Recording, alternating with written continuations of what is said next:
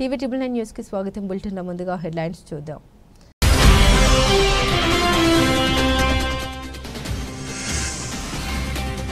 Apple నే కాదు Samsung ని టార్గెట్ చేసిన ట్రంప్.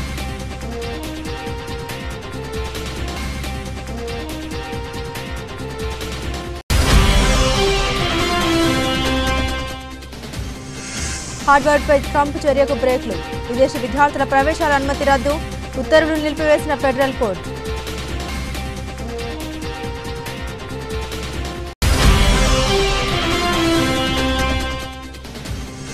ప్రధాని మోదీ అధ్యక్షతన ప్రారంభమైన నీతి ఆయోగ్ భేటీ.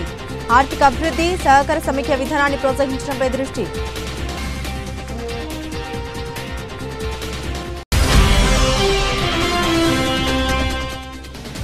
అంతర్గత విషయాల్ని అంతర్గతంగానే చర్చించాలన్న మాజీ మంత్రి.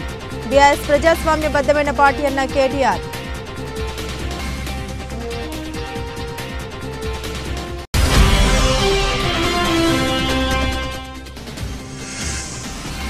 అమరావతిని రాజధానిగా గుర్తించండి. కేంద్రానికి సీఎం చంద్రబాబు విజ్ఞప్తి.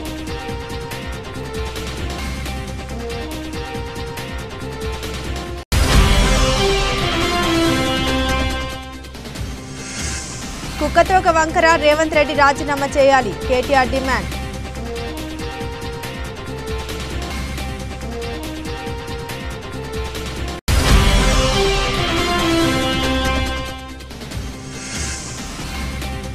బంగారం ధర మళ్లీ పెరిగింది. భారీగా తగ్గిన వెండి.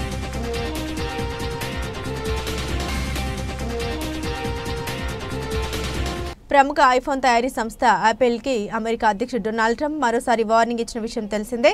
అమెరికాలోనే ఫోన్లను తయారు చేయాలని తెలిపారు. లేదంటే 25% సుంకాన్ని విధిస్తామంటూ తీవ్రంగా హెచ్చరించారు.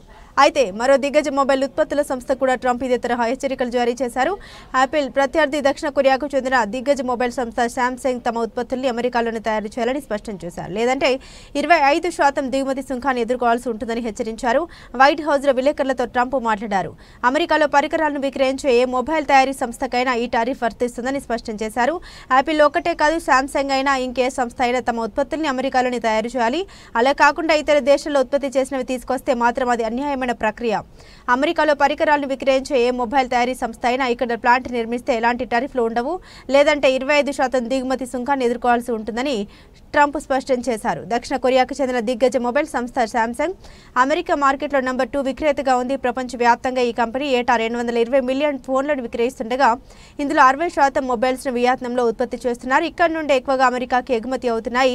మరోవైపు కౌంటర్ పాయింట్ రీసెర్చ్ ప్రకారం 2024లో భారత్లో తయారు చేసిన మొత్తం స్మార్ట్ ఫోన్లలో యాపిల్, శాంసంగ్ 94% వాటా కలిగి ఉన్నాయి. 2025 మార్చి త్రైమాసికంలో భారత్లో శాంసంగ్ మార్కెట్ వాటా 17%గా ఉంది.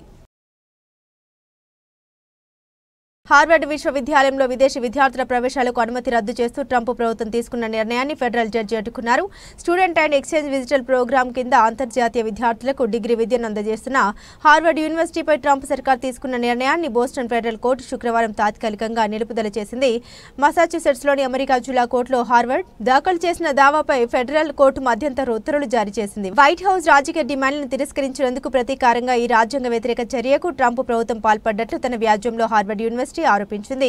7,000 మందికి పైగా వీసాదారులైన అంతర్జాతీయ విద్యార్థులపై దీని ప్రభావం తీవ్రంగా ఉంటుందని వర్సిటీ తెలిపింది. కాగా ఎస్ఈవిపిని రద్దు చేస్తున్నట్లు హార్వర్డ్ యూనివర్సిటీకి అమెరికా హోమ్లాండ్ సెక్యూరిటీ మంత్రి క్రిస్టీ నీమ్ తెలియజేశారు. తక్షణమే ఇది అమల్లోకి వస్తుందని ఆమె తెలిపారు. హార్వర్డ్ అధికారిక వెబ్సైట్ ప్రకారం ప్రతి సంవత్సరం యూనివర్సిటీలో దాదాపు 500 నుండి 800 మంది భారతీయ స్కాలర్లు విద్యార్థులు చేరుతుంటారు. ప్రస్తుతం 788 మంది భారతీయ విద్యార్థులు ఇందులో చదువుతున్నారు. ప్రధానమంత్రి నరేంద్ర మోదీ అధ్యక్షతన నీతి ఆయోగ్ 10వ పాలక మండలి సమావేశం ప్రారంభమైంది. ఈ సమావేశం వికసిత రాజ్యం కోసం వికసిత్ భారత్ 2047 అనే ఇతివృత్తంతో జరుగుతుంది. ఢిల్లీ ప్రగతి మైదానంలోని భారత్ మండపంలో ఇవాళ ఉదయం 10 గంటలకు భేటీ ప్రారంభమైంది. ఈ సమావేశానికి అన్ని రాష్ట్రాలు, కేంద్రపాలిత ప్రాంతాల ముఖ్యమంత్రులు హాజరయ్యారు. పహల్గామ్ ఉగ్రదాడి, భారత్ పాక్ మధ్య ఉద్రిక్తతలు, ఆపరేషన్ సింధూర్ తర్వాత తొలిసారి ఈ భేటీ జరుగుతుండటంతో దీనికి ప్రాధాన్యత సంతరించుకుంది. ఈ సమావేశం 2047 నాటికి భారతదేశాన్ని అభివృద్ధి చెందిన దేశంగా మార్చడానికి రాష్ట్రాలు, కేంద్రపాలిత ప్రాంతాల సమన్వయంతో ఆర్థిక అభివృద్ధి, సహకార సమీక్ష విధానాన్ని ప్రోత్సహించడంపై దృష్టి సారించింది. తెలంగాణ మాజీ ముఖ్యమంత్రి బీఆర్ఎస్ అధినేత కేసీఆర్ కు ఆయన కుమార్తె కల్వకుంట్ల కవిత రాసిన లేఖ ఇటీవల రాష్ట్ర వ్యాప్తంగా సంచలనం సృష్టించిన విషయం తెలిసిందే. ఈ లేఖ బయటకు రావడంపై కవిత తీవ్రంగా మండిపడ్డారు. కేసీఆర్ దేవుడని, ఆయన చుట్టూ కొన్ని దయాలు చేరాయని తీవ్ర వ్యాఖ్యలు చేశారు. పార్టీలో కాంగ్రెస్ కోవట్లు ఉన్నారని, తన తండ్రికి తాను రాసిన లేఖ బయటకు రావడమే దీనికి నిదర్శనమని కవిత తెలిపారు. కవిత రాసిన లేఖపై ఆమె సోదరుడు మాజీ మంత్రి కేటీఆర్ శనివారం స్పందించారు. పార్టీ ప్రధాన కార్యాలయం తెలంగాణ భవన్లో ఏర్పాటు చేసిన మీడియా సమావేశంలో ఆయన మాట్లాడుతూ కొన్ని అంతర్గత విషయాలను పార్టీలో అంతర్గతంగానే చర్చించాలని హితవు పలికారు. పార్టీలో తనతో సహా అందరూ కార్యకర్తలేనని, ఈ నియమం అందరికీ వర్తిస్తోందని స్పష్టం చేశారు. వాస్తవానికి నేషనల్ హోరాల్డ్ కేసులో తెలంగాణ సీఎం రేవంత్ రెడ్డిపై వచ్చిన ఆరోపణపై మాట్లాడేందుకు కేటీఆర్ ప్రెస్ మీట్ ఏర్పాటు చేశారు. అయితే కవిత లేఖపై స్పందించాలంటూ మీడియా ప్రతినిధులు కోరగా ఆయన ముక్తసరిగా స్పందించారు. 2 ముక్కల్లో విషయం తేల్చేసి దానిపై ఇక మాట్లాడేది లేదని తెలిపారు. పార్టీలో దయ్యాలు ఉన్నారని కవిత చేసిన ఆరోపణపై ఏమంటారని అడగ్గా ప్రస్తుతం తెలంగాణకు పట్టిన శని కాంగ్రెస్ దయ్యం రేవంత్ రెడ్డి అని తెలిపారు. రాష్ట్రానికి పట్టిన ఆ శనిని, ఆ దయ్యాన్ని వదిలించడంపైనే తాము తమ పార్టీ దృష్టి సారించిందని కేటీఆర్ తెలిపారు. బీఆర్ఎస్ పార్టీలో కోవట్లు ఉన్నారన్న ఆరోపణపై స్పందిస్తూ ప్రతి పార్టీలోనూ కోవట్లు ఉంటారని, సమయం వచ్చినప్పుడు వారు ఎవరనేది బయటపడుతుందని వివరించారు. బీఆర్ఎస్ ప్రజల పార్టీ అని, ప్రజాస్వామ్యబద్ధమైన పార్టీ అని కేటీఆర్ తెలిపారు. పార్టీలో ఏ కార్యకర్త అయినా తన అభిప్రాయాలను, సూచనను అధ్యక్షుడికి తెలియజేసే అవకాశం ఉందని తెలిపారు. ఈ అభిప్రాయ వెల్లడి అనేది మౌఖికంగా, లేఖల ద్వారా, ఫోన్ ద్వారా, నేరుగా కలిసి మాట్లాడడం ద్వారా ఇలా వివిధ పద్ధతుల్లో జరుగుతూ ఉంటుందని వివరించారు కేటీఆర్. ఆంధ్రప్రదేశ్ ఏకైక రాజధానిగా అమరావతిని అధికారికంగా గుర్తించాలని ముఖ్యమంత్రి నారా చంద్రబాబు నాయుడు కేంద్ర ప్రభుత్వాన్ని కోరారు. ఇందుకోసం ఆంధ్రప్రదేశ్ పునర్విభజన చట్టంలో అవసరమైన సవరణ చేయాలని ఆయన విజ్ఞప్తి చేశారు.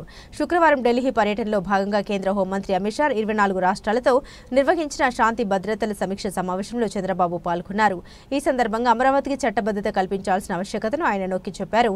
గత వైఎస్ఆర్ కాంగ్రెస్ ప్రభుత్వ హయాంలో తీసుకొచ్చిన 3 రాజధానుల ప్రతిపాదన అనాలోచితమని, అది రాష్ట్ర ప్రజల భవిష్యత్తుతో చెలగాటమాడమేనని ముఖ్యమంత్రి అన్నారు.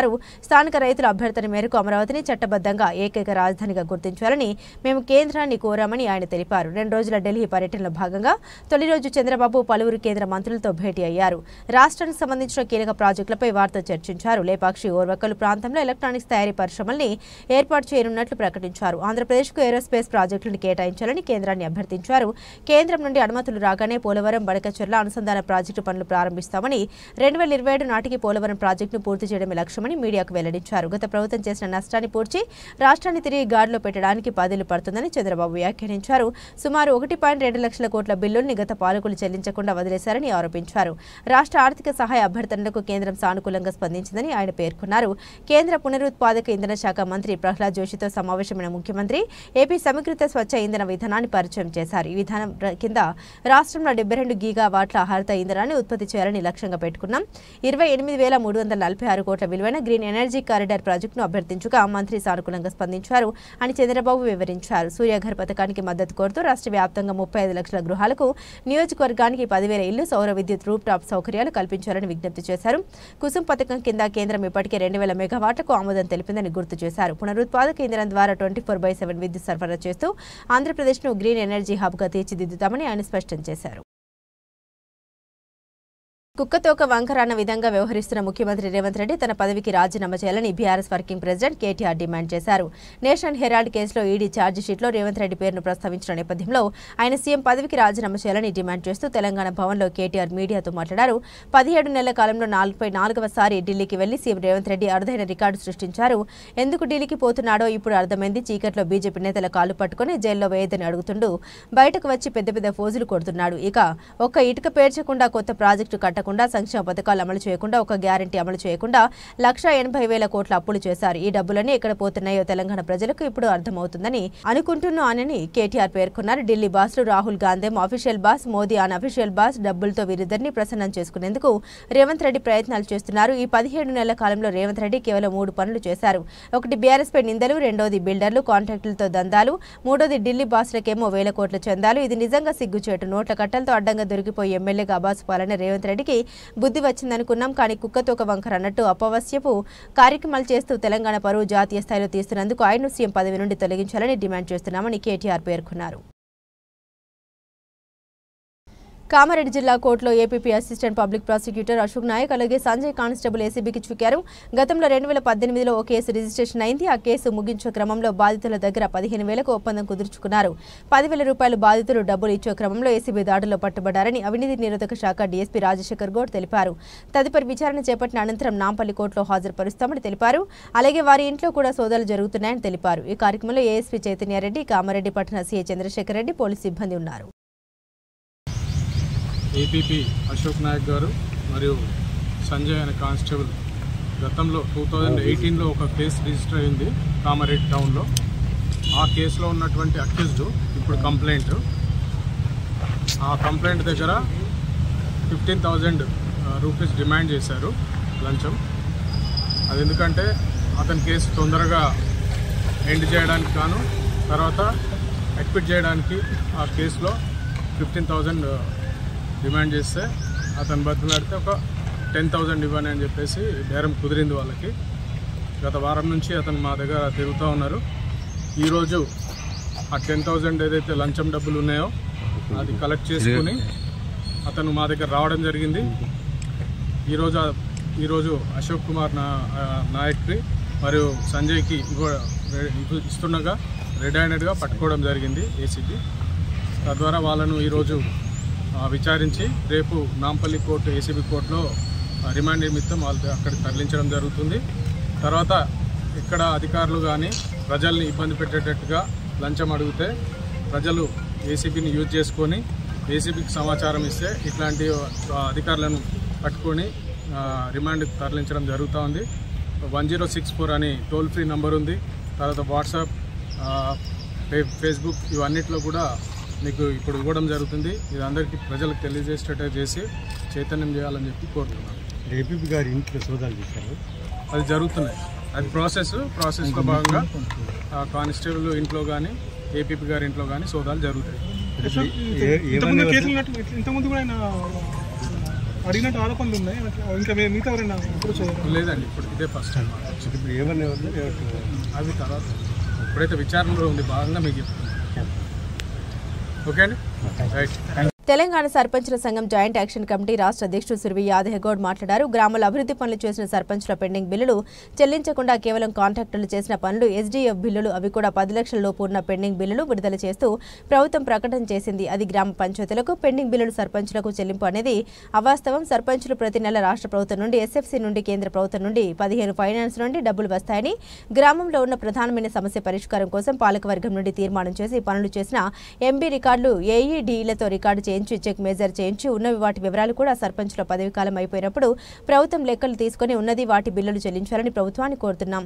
కేంద్రం నుండి రావాల్సిన జాతీయ మహాత్మా గాంధీ ఉపాధి హామీ పథకం ద్వారా చేసిన పనులు, పెండింగ్ బిల్లులు కూడా రాష్ట్ర ప్రభుత్వం చెల్లించేటట్టు చూడాలని కోరారు. రాష్ట్ర ప్రభుత్వం సర్పంచులై గ్రామ పంచాయతీ పెండింగ్ బిల్లులు చెల్లిస్తున్నట్టు ఒక ప్రకటన చేసింది. ఆ ప్రకటన పూర్తిగా అవాస్తవం.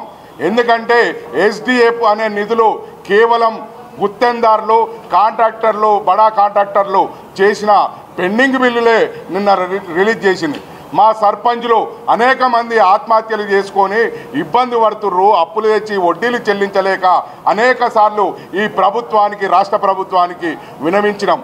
అయినా కానీ మా సమస్య పరిష్కరించకుండా కేవలం ఒక గుత్తేదారులకే ఎస్డిఎఫ్ అనే నిధులు రిలీజ్ చేసి గ్రామ పంచాయతీలకు నిధులు మంజూరు చేసినామని ఈ రాష్ట్ర ప్రభుత్వం చెప్పడం చాలా అన్యాయం.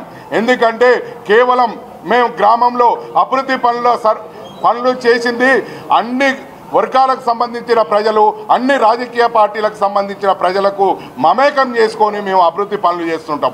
అభివృద్ధి పనులలో కూడా ప్రతి గ్రామంలో మేము డ్రంపింగ్ యార్డు కానీ, ప్రతి గ్రామంలో పల్లె ప్రకృతి వనాలు కానీ, రైతు వేదికలు కానీ, క్రీడా ప్రాంగణములు కానీ అనేక కార్యక్రమాలు అభివృద్ధి పనులు చేసినాం.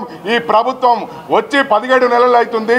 మా పెండింగ్ బిల్లులు చెల్లించమని అనేక సార్లు మొరపెట్టుకున్నా కానీ మా బాధలు, మా గోడు వినిపించుకోకుండా కేవలం గుత్తేదారులకు ఈరోజు పెండింగ్ బిల్లులు చెల్లించరు. కానీ మాకు చెల్లించవలసిన బిల్లులు రాష్ట్ర ప్రభుత్వం నుంచి వెళ్ళి, స్టేట్ గవర్నమెంటు, ఎస్ఎఫ్సి నుంచి వెళ్ళి బిల్లులు ప్రతి నెల మా గ్రామాలకు, గ్రామ పంచాయతీలకు నిధులు ఇవ్వవలసిన ఈ రాష్ట్ర ప్రభుత్వం కేవలం మా బిల్లులు చెల్లించకుండా ప్రజలను ఒక డైవర్ట్ చేసుకుంటూ ఇవాళ రాష్ట్రంలో ఉన్న గ్రామ పంచాయతీలకు పెండింగ్ బిల్లులు ఇచ్చినామని ఈ ప్రభుత్వం చెప్పడం. లోక్సభ ప్రతిపక్ష నేత వయనాడ్ కాంగ్రెస్ ఎంపీ రాహుల్ గాంధీకి జార్ఖండ్లోని జయభాజా MP MLA court non bailable warrant జారీ చేసింది. 2018 నాటి పరువు నష్టం దావా కేసులో ఈ వారెంట్ ఇచ్చింది. జూన్ 26న వ్యక్తిగతంగా కోర్టు ఎదుట హాజరు కావాలని రాహుల్ గాంధీకి ఆదేశాలు జారీ చేసింది. ఈ కేసులో వ్యక్తిగత హాజరు నుండి మినహాయింపు కోరుతూ రాహుల్ గాంధీ తరపు న్యాయవాది దాఖలు చేసిన పిటిషన్ను కోర్టు తిరస్కరించింది. 2018లో కాంగ్రెస్ పార్టీ ప్లీనరీ సమావేశంలో రాహుల్ గాంధీ మాట్లాడుతూ అప్పటి బీజేపీ జాతీయ అధ్యక్షుడు అమిత్ షాను ఉద్దేశించి కొన్ని వ్యాఖ్యలు చేశారు. హత్య కేసులో ఆరోపణ ఎదుర్కొంటున్న వ్యక్తి కూడా బీజేపీకి అధ్యక్షుడు కాగలడని రాహుల్ వ్యాఖ్యానించినట్లు ఆరోపణలు ఉన్నాయి. ఈ వ్యాఖ్యలు బీజేపీ కార్యకర్తలందరినీ అవమానించేలా ఉన్నాయని, పరువు నష్టం కలిగించాయని ఆరోపిస్తూ బీజేపీ నేత ప్రతాప్ కథియార్ 2018 జూలై 9న చైబాసా చీఫ్ జ్యుడిషియల్ మెజిస్ట్రేట్ కోర్టులో పిటిషన్ దాఖలు చేశారు. తదనంతర కాలంలో జార్ఖండ్ హైకోర్టు ఆదేశాల మేరకు ఈ పరువు నష్టం కేసును 2020 ఫిబ్రవరిలో రాంచీలోని ఎంపీ ఎమ్మెల్యే కోర్టుకు బదిలీ చేశారు. ఆ తర్వాత మళ్లీ ఈ కేసు చైబాసాలోని ఎంపీ ఎమ్మెల్యే కోర్టుకు బదిలీ అయింది. ఈ కేసు విచారణకు స్వీకరించిన మెజిస్ట్రేట్ లోక్సభలో ప్రతిపక్ష నేత అయిన రాహుల్ గాంధీకి సమన్లు జారీ చేశారు. కోర్టు పలుమార్లు సమన్లు జారీ చేసినప్పటికీ రాహుల్ గాంధీ విచారణకు హాజరు కాలేదు. దీంతో తొలుత ఆయనపై బెయిలబుల్ వారెంట్ జారీ అయింది. ఈ వారెంట్పై స్టే విధించాలని కోరుతూ రాహుల్ గాంధీ జార్ఖండ్ హైకోర్టును ఆశ్రయించారు. ఈ పిటిషన్ 2024 మార్చి 20న హైకోర్టు కొట్టివేసింది. అనంతరం వ్యక్తిగత హాజరు నుండి మినహాయింపు కోరుతూ రాహుల్ దాఖలు చేసిన పిటిషన్ను కూడా చైబాసా కోర్టు తిరస్కరించింది. తాజాగా ఈ విషయంలో కఠినంగా వ్యవహరించిన ప్రత్యేక న్యాయస్థానం నాన్ బెయిలబుల్ వారెంట్ జారీ చేస్తూ జూన్ 26న విచారణకు హాజరు కావాలని ఆదేశించింది. కాళేశ్వరం ప్రాజెక్టులో జరిగిన అవకతవకలను నిగ్గు తేల్చేందుకు సుప్రీంకోర్టు మాజీ న్యాయమూర్తి నేతృత్వంలో జ్యుడిషియల్ కమిషన్ ఏర్పాటు చేశామని తెలంగాణ రాష్ట్ర నీటిపారుదల శాఖ మంత్రి ఉత్తమ్ కుమార్ రెడ్డి స్పష్టం చేశారు. ఎలాంటి తప్పు చేయనప్పుడు నోటీసులు అందుకున్నంత మాత్రాన ఉలికిపాటేందుకని ఆయన బీఆర్ఎస్ నేతలను ప్రశ్నించారు. బీఆర్ఎస్ అధినేత కేసీఆర్ కు కమిషన్ నోటీసులు ఇచ్చింది. ఈ నోటీసులపై బీఆర్ఎస్ నేతలు విమర్శలు చేస్తున్న నేపథ్యంలో మంత్రి స్పందించారు. హైదరాబాద్ సచివాలయంలో మంత్రి సీతక్కతో కలిసి ఏర్పాటు చేసిన మీడియా సమావేశంలో ఆయన మాట్లాడుతూ జ్యుడిషియల్ కమిషన్ నోటీసులు అందిన వెంటనే దాన్ని తప్పుబడుతూ మాట్లాడడం విచారకరమని అన్నారు. గతంలో ఇందిరాగాంధీ వంటి ప్రముఖులు సైతం విచారణ కమిషన్ల ముందు హాజరైన విషయాన్ని ఆయన గుర్తు చేశారు. నోటీసులు ఇచ్చాక చట్టబద్దంగా ఏర్పాటైన జ్యుడిషియల్ కమిషన్నే కించపరిచేలా మాట్లాడడం సరికాదని అన్నారు. కాళేశ్వరం ప్రాజెక్టు విషయంలో చట్టపరమైన చర్యలు తీసుకునేందుకే ఈ కమిషన్ను వేశామని ఆయన పునరుద్ఘాటించారు. మేడిగడ్డ వద్ద బాంబులు వేశారని కొందరు ఆరోపిస్తున్నారని, ఆ సమయంలో వారే ప్రభుత్వంలో ఉన్నారని మంత్రి గుర్తు చేశారు. ఒకవేళ నిజంగానే మేడిగడ్డ వద్ద బాంబులు వేసి ఉంటే అప్పటి ఎఫ్ఐఆర్లో ఆ విషయం ఎందుకు నమోదు చేయలేదని ఆయన ప్రశ్నించారు. కాళేశ్వరం ప్రాజెక్టును ఒక తెల్ల ఏనుగుతో పోలుస్తూ కాగ్తెర నివేదికలో పేర్కొందని మంత్రి తెలిపారు. కేవలం కొందరు బీఆర్ఎస్ నేతలు తమ జేబులు నింపుకోవడానికి మేడిగడ్డ ప్రాజెక్టు నిర్మాణ స్థలాన్ని మార్చారని ఆయన ఆరోపించారు. డీపీఆర్లో సూచించిన ప్రదేశానికి బదులుగా మరో చోట ప్రాజెక్టు నిర్మించడం వల్లే వ్యయం విపరీతంగా పెరిగిపోయిందని, అయితే అదనపు ఆయకట్టు మాత్రం నామమాత్రంగానే పెరిగిందని వివరించారు. కేవలం కమిషన్ల కోసం ప్రాజెక్టు ప్రాంతాన్ని మార్చారని ఆయన దుయ్యబట్టారు. కాళేశ్వరం ప్రాజెక్టు భవిష్యత్తులో పెద్ద ఆర్థిక భారంగా మారబోతుందని కేంద్ర ప్రభుత్వ సంస్థలు ముందుగానే హెచ్చరించాయని మంత్రి తెలిపారు. నేషనల్ డ్యామ్ సేఫ్టీ అథారిటీ చట్టం కూడా బీఆర్ఎస్ ఎంపీల మద్దతుతోనే పార్లమెంట్లో ఆమోదం పొందిందని గుర్తు చేశారు. కాళేశ్వరం ప్రాజెక్టు డీపీఆర్ రీడిజైనింగ్ నిర్మాణంలో అనేక లోపాలు ఉన్నాయని ఎన్డీఏసీ తన నివేదికలో స్పష్టంగా పేర్కొందని వెల్లడించారు. కూలిపోయిన ఈ ప్రాజెక్టును అద్భుతమని చెప్పడం సిగ్గుచేటని ఆయన విమర్శించారు. ప్రస్తుతం కాళేశ్వరం ప్రాజెక్టును తిరిగి వినియోగంలోకి తీసుకురావడంపై తమ ప్రభుత్వం లోతుగా అధ్యయనం చేస్తుందని ఉత్తమ్ కుమార్ రెడ్డి తెలిపారు. ప్రాజెక్టు పునాదుల్లోనే అనేక లోపాలు ఉన్నాయని నిపుణులు అభిప్రాయపడుతున్నారని ఆయన తెలిపారు. జ్యుడిషియల్ కమిషన్ ముందు హాజరై తమ వాదన ఏమిటో స్పష్టంగా వినిపించాలని ఆయన బీఆర్ఎస్ నేతలకు సూచించారు. రేవంత్ రెడ్డి అప్పు చేసి కేసీఆర్ నెత్తి మీద వేసిపోతాడు. గ్యాస్ 500 అన్నాడు, 1050 తీసుకుంటున్నారు. రేవంత్ రెడ్డి వచ్చాక అసలు ఏమైనా చేశాడా? బస్సు ఫ్రీ పెట్టాడు తప్ప ఈసారి అసలు రేవంత్ రెడ్డికి ఓటు వేయనంటున్న మహిళ. నీకు ఎంత వచ్చని చెప్పరా? 2000 రేవంత్ రెడ్డి వచ్చి 4000 2000 కూడా సరిగా పడతాయి. ఓ నెల వేసినట్టు ఓ నెల ఊకున్నట్టు అంతేనా? అవునైనా ఆయన కూడా 4000 ఇద్దాము మాటలకే వచ్చింది. 4000 పింఛన్ ఇస్తా, బస్సు పిరి పెడతా, బస్సు కూడా పిరి పెట్టే. ఆ పిరి పడగానే ఊకే పోతాం. మన ఊర్లో పంట ఒక మాట ఎప్పుడో ఒకసారి పోతాం. అమాసపు నన్ను పోతాం కదా బిడ్డ. ఏం పని పెట్టిన బస్సు పిరిగా లేక ఎవడున్నాడు ఇప్పుడు? ఆయన మిమ్మల్ని కోటీశ్వరాలు చేద్దాం అనుకుంటాను, కానీ ఆయన ఎక్కడ పోయినా నన్ను దొంగ లెక్క చూసినట్టు ఎంతగానో అప్పు చేసి మళ్ళీ బయట పడతాడు చూడు. మళ్ళీ అంతా నెత్తి వీణ కేసీఆర్ నెత్తినే ఇస్తాడు చూడు. నువ్వు నా మాట గ్యారంటీ. కేసీఆర్ నెత్తినే పెడతాడు సత్తిముల్లే. కేసీఆర్ ఉన్నప్పుడు ఎట్లుండే, ఇప్పుడు కేసీఆర్ ఉన్నప్పుడే మంచిగా ఉంది. ఎందుకు అప్పుడు ఎందుకు మంచిగా ఉంది, ఇప్పుడు ఎందుకు మంచి లేదు? దేనికై మంచితనం చేసిండు ఆయన తెలుసా? ఇల్లు ఇస్తారట. ఏమో ఇల్లు ఇచ్చినానికి ఇస్తాడు, ఈయనకి ఇస్తలేడు. అది కూడా అదృష్టమే బిడ్డ నిజంగా. నాన్న గ్యాస్ 500 వస్తుందా? గ్యాస్ 500 ఓయమ్మో, గ్యాస్ 500 అట. 1050 ఏమో, 1050 40 500కి ఎవ్వరు ఇవ్వలేదు ఇంతవరకు. అయితే అంతేనా? అవునైనా అబద్ధం ఆడితే నువ్వేమన్నా నీకేమన్నా ఇస్తామా? రేవంత్ రెడ్డి వచ్చినాక ఏం చేసిండండి? ఏం చేసిండు ఆయన? పాతదే నడుతుంది. ఏం చేసిండు ఆయన చెప్పు నువ్వే. అంతేనా? ఒక బస్సులే బిరి పెడితే అయిపోయింది. ఇక బస్సులో పంట తిరిగితే పొక్కకేవాడు పెడతాడు మనకు. కట్ట చేసుకుంటే కడుపు నిండతలేదు. నిజమా మాతోనే అన్నమాట. ఆయన ఏమంటుండే మళ్ళీ నాకు మొగోళ్ళు ఓట్లు లేకుండా ఒకటే ఆడోళ్ళు నాకు ఓట్లు వేస్తారు, నేను గెలుతా, మళ్ళీ ముఖ్యమంత్రి నేనే అంటాను. పొక్క వాలిపోతుంది. మేము వేయనేయ్యాము ఇక ఈసారి. మేము అసలే వేయము ఇక. అంతేనా? చూడు నువ్వు ఎందుకంత కోపం? అవు మళ్ళా ఎందుకంత కోపం నీకు? కేసీఆర్కే వేస్తాం. కేసీఆర్ ఏం తిన్నాడు? కేసీఆర్ మంచి ఇస్తానం చేసుకోవచ్చు. నీళ్లు లేకుండా నీళ్లు కూడా తెచ్చాడు. తులం బంగారం లేదు, ఎట్ల బంగారం లేదు. కేసీఆర్ అప్పుడు లగ్గమ్మ పెండి అయితే కూడా అది ఇచ్చిండు తెలుసా? కళ్యాణ లక్ష్మి ఇచ్చిండు. ఇప్పుడు ఏవాడి ఏమి ఇస్తాడు? బంక ఏమి ఇస్తలేదు. ఈ తులం పాడువాడు తులం కానీ బాడెత్తు బంగారం కూడా లేదు. అవు మళ్ళా మొత్తానికి ఒక మాటలో ఈ ప్రభుత్వం ఎట్లుందంటే ఎట్లుంది? ఏమి ఇచ్చుడు పడదు. ఎట్లా చేసినా వేస్ట్ అయినా మళ్ళా. ప్రస్తుతం దేవస్థానంలో ప్రముఖమైన దేవస్థానంగా ఖ్యాతిగాంచిన దేవస్థానం వాడపల్లి దివ్యక్షేత్రమని ఇక్కడ భక్తుల సౌకర్యార్థం కోసం ప్రస్తుతం దేవస్థానంలో ప్రముఖమైన దేవస్థానంగా ఖ్యాతిగాంచిన దేవస్థానం వాడపల్లి దివ్యక్షేత్రమని ఇక్కడ భక్తుల సౌకర్యార్థం కోసం ప్రత్యేక ప్రణాళిక రూపొందిస్తూ ఉన్నట్లు దేవాదాయ శాఖ కమిషనర్ కె రామచంద్ర మోహన్ తెలిపారు. అభివృద్ధి పనుల్లో భాగంగా సుదూర ప్రాంతాల నుండి వచ్చే భక్తుల కోసం త్వరలోనే డార్మెంటరీ నిర్మాణం చేపడతామని, భక్తుల సౌకర్యార్థం 50 రూములతో కలిసిన భవన నిర్మాణం చేపట్టడం జరుగుతుందని కమిషనర్ అన్నారు. కోనసీమ తిరుమల అభివృద్ధిపై ఎమ్మెల్యే బండారు సత్యానందరావు, ఆలయ కార్యనిర్వహణ అధికారి నల్లం సూర్యచక్రధరరావు అధికారులతో సమీక్ష నిర్వహించారు. ఇంజనీరింగ్ అధికారులతో కలిసి దేవస్థానం పరిసర ప్రాంతాలను పరిశీలించి ప్రత్యేక క్యూలైన్, కేశ కంటనాలు, చాలా పార్కింగ్, టికెట్ కౌంటర్స్, భక్తుల సౌకర్యార్థం ఏర్పాటు చేసిన ఫ్లైఓవర్స్ ను స్వయంగా పరిశీలించారు. ఎమ్మెల్యే బండారు సత్యానందరావు మాట్లాడుతూ వాడపల్లి క్షేత్రం సందర్శించిన దేవాదాయ శాఖ కమిషనర్ కె రామచంద్ర మోహన్ అభివృద్ధిపై అధికారులతో చర్చించి సూచన ఏ విధమైన అనుమతులు చేపట్టాలో అధికారులను ఆదేశించారన్నారు.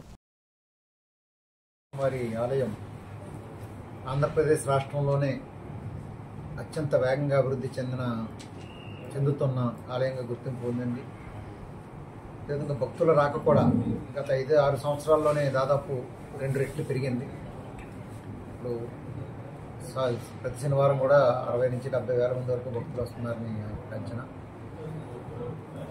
భక్తుల రాక ఇంత వేగంగా పెరుగుతున్న దృష్ట్యా దేవాలయ అభివృద్ధి ప్రణాళిక కూడా ఆ విధంగా దూరదృష్టితో ఏర్పాటు చేసుకోవాల్సిన అవసరం ఉంది. కానీ గతంలో నుంచి కూడా 1 సంవత్సరం నుంచి దీని మీద కొంత వర్క్ జరుగుతూ ఉంది మాస్టర్ ప్లాన్ విషయంలో. అయితే ఇంకా ఫైనలైజ్ చేసే ముందు ఒకసారి స్వయంగా చూసి ఇక్కడ అవసరాలన్నింటినీ కూడా పూర్తిగా అంచనా వేసి నిర్ణయం తీసుకోవాల్సి ఉన్న దృష్ట్యా ఈరోజు రావడం జరిగింది. అదేవిధంగా స్థానిక శాసనసభ్యులు సత్యానందరావు కూడా దీని మీద చాలా దృష్టి పెట్టి గత కొన్ని నెలలుగా ఆయన సూచనలతో చాలా కొన్ని తాత్కాలికమైన ఏర్పాట్లు కొన్ని జరిగినాయి. అదేవిధంగా శాశ్వతమైన ఏర్పాట్లు ప్రణాళికలు జరిగినాయి. ఆయన కూడా చాలా విలువైన స్థాపతి గారు చెప్పిన అన్ని దృష్టిలో పెట్టుకుని దర్శనాలు కూడా బాగా ఏర్పాటు చేసేలా చర్యలు తీసుకోవాలని కూడా వారు చెప్పడం జరిగింది.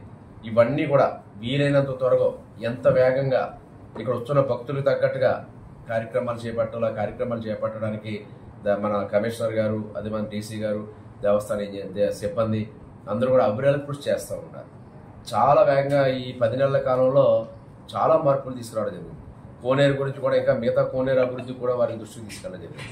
వారు కూడా ఈ రోజున స్వయంగా ఇక్కడికి వచ్చి స్వయంగా పరిశీలించి ఇక్కడ ఏమి చేయాలనేది ఒక ఆలోచన, అంటే ఏదో అధికారులు వెళ్ళి లేదా ఒక వీడియోలోనో లేదా ఒక పేపర్ మీద చూపిస్తే అది పూర్తిగా అవగాహన అవ్వదు.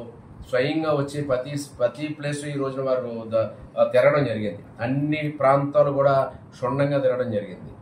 ఏది అవసరమో ఇక్కడ చెప్పినా, నేను చెప్పినా లేదా డీసీ గారు చెప్పినా, ఇక్కడ పెద్దలు చెప్పినా వాటన్నిటిని కూడా గుర్తించేది ఆయన కూడా అనుకున్న వ్యక్తి. ఇక్కడ ఆయన పేరెంట్ డిపార్ట్మెంటే దేవాదాయ ధర్మాదాయ శాఖ. పూర్తి అన్ని టెంపుల్లోనూ కూడా వారికి శివాచలం కానీ, అన్నవరం కానీ, కనకదుర్గ మా తల్లివారు కానీ అన్నీ కూడా ఆయన కొట్టిన పిండి. ఎంతో సుదీర్ఘమైన అనుభవం కాబట్టి మన వాడపల్లి క్షేత్ర అభివృద్ధి కోసం ఏ రకంగా చేస్తే బాగుంటుంది అనేది కూడా వారు చక్కటి సలహాలు సూచనలు కూడా అందివ్వడం జరిగింది వారి నేతృత్వంలో. ఎంతకన్నా అదృష్టం ఏంటంటే ఆయన మన ప్రాంతవాసి, కోనసీమ ప్రాంతవాసి. ఆయన వెళ్ళాక స్వగ్రామం వారిది. అది కూడా మనకి అసెట్. మన ప్రాంత దేవాలయం అభివృద్ధి చెందాలని వారికి కూడా అభిమానం అనేది ఉంటుంది. ఆ దృష్టితో కూడా ఈ ఒక వాడపల్లి క్షేత్ర దివ్యక్షేత్ర వెంకటేశ్వర స్వామి అభివృద్ధికి అన్ని కార్యక్రమాలు కూడా భవిష్యత్తులో వీలైనంత వేగంగా అన్ని పనులు చేయాలి. బంగారం ధరలు మగువలకు షాక్ ఇస్తున్నాయి. మొన్నటి వరకు రికార్డు స్థాయికి పెరిగిన ధరలు ఇటీవల కాస్త తగ్గుముఖం పట్టడంతో అందరూ ఊపిరి పీల్చుకున్నారు. తాజాగా మళ్లీ ధరలు పెరుగుతుండడంతో కొనుగోలుదారులు ఆందోళనకు గురవుతున్నారు. శుక్రవారం వరుసగా 3 రోజు ధరలు పెరిగాయి. ప్రపంచ మార్కెట్లో బలమైన ట్రెండ్ నేపథ్యంలో దేశ రాజధాని ఢిల్లీలో 24 క్యారెట్ల గోల్డ్ ధర ₹100 పెరిగి తులానికి 98,750కి చేరింది. ఇక 22 క్యారెట్ల పసిడి ధర సైతం 100 పెరిగి తులానికి 98,300కి పెరిగింది. మరోవైపు వెండి ధర కొనుగోలుదారులకు భారీ ఊరటనిచ్చింది. శుక్రవారం ఒకే రోజు ధర 2,000 తగ్గింది. కిలోకు 99,200కి పతనమైంది. అంతర్జాతీయ మార్కెట్లో బలమైన డిమాండ్ మధ్య అమెరికా ఆర్థిక విధానం విషయంలో ఆందోళన వ్యక్తమవుతున్నాయి. దాంతో బులియన్ ధరల దీర్ఘకాలిక డిమాండ్కు మద్దతు లభిస్తుందని మార్కెట్ నిపుణులు పేర్కొంటున్నారు. ఇదిలా ఉండగా హైదరాబాద్లో బంగారం ధరల విషయానికి వస్తే 22 క్యారెట్ల పసిడి 89,400కి తగ్గింది. 24 క్యారెట్ల 97,530 వద్ద కొనసాగుతుంది. ఇక వెండి ధర 1.11 లక్షలు పలుకుతుంది. సుమారు దశాబ్దంన్నర కాలం పాటు భారత క్రికెట్కు వెన్నెముకలో నిలిచిన మాజీ సారథులు రోహిత్ శర్మ, విరాట్ కోహ్లీతో పాటు సీనియర్ స్పిన్నర్స్ రవిచంద్రన్ అశ్విన్ ఆటకు రిటైర్మెంట్ ప్రకటించిన నేపథ్యంలో టీమిండియా పరివర్తన దిశగా తొలి అడుగు వేయనుంది. త్వరలో ఇంగ్లాండ్ పర్యటనలో 5 టెస్టులు ఆడేందుకు వెళ్లనున్న భారత జట్టు సభ్యుల జాబితాను శనివారం ముంబైలో చీఫ్ సెలెక్టర్ అజిత్ అగార్కర్ ప్రకటించనున్నాడు. రోహిత్ శర్మ రిటైర్మెంట్తో కొత్త సారథిగా ఎవరిని ఎంపిక చేస్తారన్నది దానిపై సర్వత్రా ఆసక్తి నెలకొంది. శుభ్మన్ గిల్, రిషబ్ పంత్, జన్ప్రీత్ బూమ్రా పేర్లు రేసులోకి రాగా బూమ్రా ఫిట్నెస్ భవిష్యత్తు దృష్ట్యా బీసీసీఐ గిల్ వైపు మొగ్గు చూపినట్టు తెలుస్తుంది. అతడికి డిప్యూటీగా పంత్ను ఎంపిక చేసే అవకాశం ఉంది. రోహిత్ రిటైర్మెంట్తో జైస్వాల్కు తోడుగా ఓపెనింగ్ జోడీగా కేఎల్ రాహుల్ ఎంపిక లాంఛనమే. కోహ్లీ రిటైర్మెంట్తో ఖాళీగా ఉన్న 4వ స్థానానికి సాయి సుదర్శన్, కరుణ్ నాయర్ పోటీ పడుతున్నారు.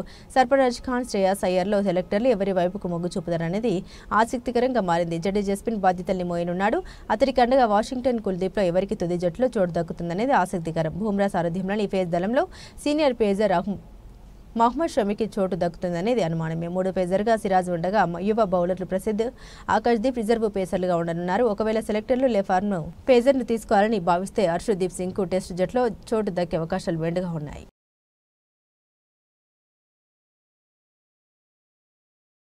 బులెటిన్ ముగించే ముందు హెడ్లైన్స్ మరోసారి.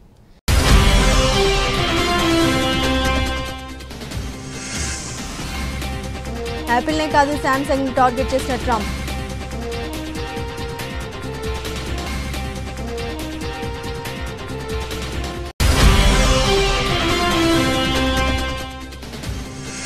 హార్డ్వర్డ్పై ట్రంప్ చర్యకు బ్రేక్లు.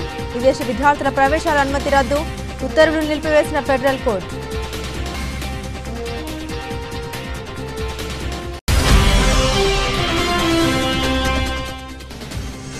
ప్రధాని మోదీ అధ్యక్షతన ప్రారంభమైన నీతి ఆయోగ్ భేటీ. ఆర్థిక అభివృద్ధి, సహకార సమీక్ష విధానాన్ని ప్రోత్సహించడంపై దృష్టి.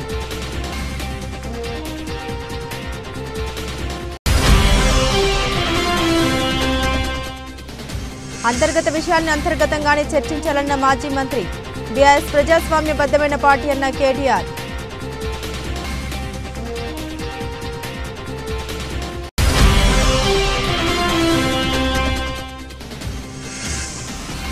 అమరావతిని రాజధానిగా గుర్తించండి. కేంద్రానికి సీఎం చంద్రబాబు విజ్ఞప్తి.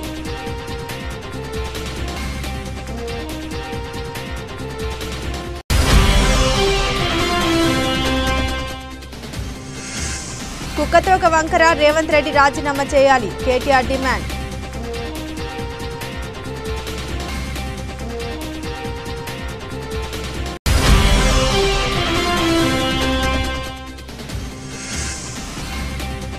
బంగారం ధర మళ్లీ పెరిగింది. భారీగా తగ్గిన వెండి.